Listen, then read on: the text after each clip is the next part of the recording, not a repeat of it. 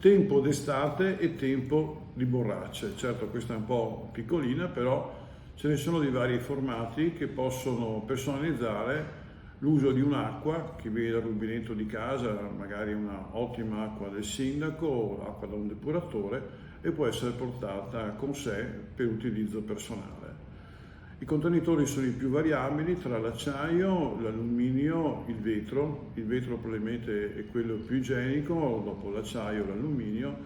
Naturalmente si sommano i metalli, i microparticelle di quelle che sono le parti dell'acquedotto con quelle che sono poi contenuti della borraccia. Naturalmente è importante la manutenzione sia del corpo della borraccia che del tappo, basta semplicemente lavarla ogni giorno con un po' di detersivo e ricordarsi anche di cambiare l'acqua all'interno della stessa, normalmente ogni 3, 4, 5 ore, non sicuramente lasciarla per 24 ore per avere le migliori proprietà.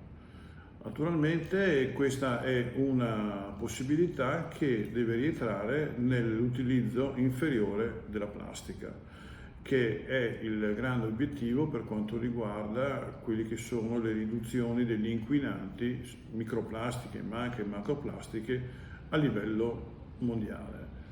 Attenti quindi a quello che è l'utilizzo delle borracce, perché se trascurate possono diventare ricettacolo di batteri, funghi, infezioni che dopo inconsapevolmente portiamo con noi durante la giornata.